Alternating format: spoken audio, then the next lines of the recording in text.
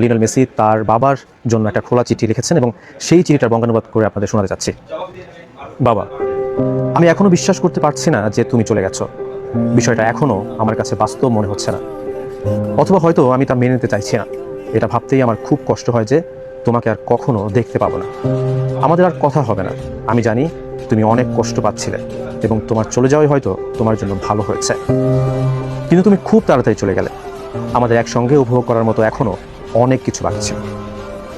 তুমি বারবার আমাকে বলতে শেষ বিশ্বকাপে যেন তোমাকে সঙ্গে নিয়ে খেলতে যাই, অথচ বিশ্বকাপ শুরু হওয়ার মাত্র কয়েকদিন আগে তোমার শারীরিক অবস্থা সবচেয়ে খারাপ হয়ে গেল। প্রথমবারের মতো তুমি কোনো টুর্নামেন্টে থাকতে পারছিলে না, কিন্তু মা বারবার আমাকে বলছিলেন তুমি সুস্থ হয়ে উঠবে এবং ভ্রমণ করার মতো অবস্থায় থাকবে। আমিও তোমাকে বলতাম আমার ফাইনাল পৌঁছাবো যাতে তুমি সেখানে যেতে পারো। প্রতিটি ম্যাচ শেষ হওয়ার পর আমি তোমার একটি বার্তার অপেক্ষা করতাম, কিন্তু যখন সেই বার্তা আর আসতো না তখনই বুঝতে পারলাম পরিস্থিতি সত্যিই খারাপ।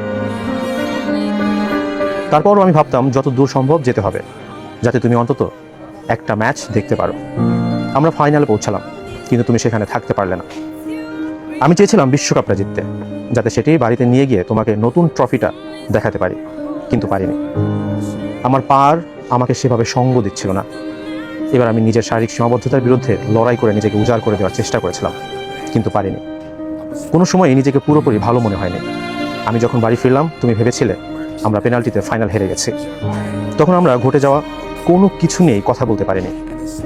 তুমি কিছুই উপভোগ করতে পারলে না, আমরা চ্যাম্পিয়ন হতে পারিনি, কিন্তু তুমি জানো না প্রতিটা ম্যাচ আমরা কতটা উপভোগ করেছি। আমি তোমাকে এসব বলছি কারণ এটিই ছিল একমাত্র বিষয় যেটি নিয়ে আমাদের কথা বলা হয়নি। বাকি সব কিছু তুমি এমনিতেই জানতে। আমরা প্রতিদিন কথা বলতাম এবং আমার ব্যস্ততা যখনই সুযোগ দিত তখনই আমরা একে অপরকে দেখতাম। আমি জানি না তোমাকে ছাড়া কি করব, জানি না কিভাবে সামনে এগোবো। আমি তো শুধু ফুটবল খেলেই এসেছি, আর এখন সত্যিই মনে হচ্ছে হয়তো আর বেশি দিন ফুটবল চালিয়ে যেতে পারবো না। তুমি শুরু থেকেই আমার পাশে ছিলে, আর যখন শেষটা এত কাছে চলে এলো তখন তুমি চলে গেলে। কেন তুমি আর একটু অপেক্ষা করলে না? তাহলে তো আমরা একসঙ্গে এটা শেষ করতে পারতাম।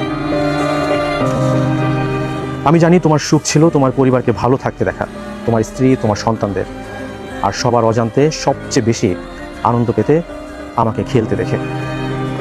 আমি ছোটবেলা থেকেই এমনটা দেখে এসেছি। কাজ থেকে বাড়ি ফিরেই তুমি আমাকে সব প্রশিক্ষণে নিয়ে যেতে। অনেক সময় মা আমাকে নিয়ে যেতেন, কারণ তুমি তখন কাজে ব্যস্ত থাকতে। অবশ্যই তুমি আমার কোনো ম্যাচই মিস করতে না, আমাকে খেলতে দেখে কখনো কষ্ট পেতে না, আবার উপভোগ করতে, যদিও আমাকে খুব বেশি প্রশংসা করতে না। তুমি ছিলে আমার বাবা, আমার বন্ধু এবং আমার প্রতিনিধি। প্রতিটি পরিস্থিতিতে তোমার যে ভূমিকা প্রয়োজন ছিল তুমি সেটি পালন করতে, আর কোনো কিছুতেই তুমি ভুল করতে না। আমাদের মধ্যে মতবিরোধ হয়েছে, তর্ক হয়েছে, তবুও শেষ পর্যন্ত তুমি ঠিক প্রমাণিত হয়েছ। শেষ পর্যন্ত সব কিছুই সেভাবে ঘটেছে যেভাবে তুমি বলেছ। আমি তোমাকে খুব মিস করব, কিন্তু তুমি সবসময় আমাদের সঙ্গে থাকবে। বিশেষ করে আমার সন্তানদের বড় করে তোলার ক্ষেত্রে তুমি সবসময় উপস্থিত থাকবে, কারণ আমি তাদের ঠিক সেভাবেই শিক্ষা ও মূল্যবোধ দিয়ে বড় করব যেভাবে তুমি আমাকে করেছ। শান্তিতে থেকো বাবা, ওপার থেকে আমাদের দেখো এবং আগলে রেখো, যেমনটা তুমি এখানে থাকতে করতে। সব কিছুর জন্য তোমাকে ধন্যবাদ। আমি তোমাকে ভালোবাসি বাবা।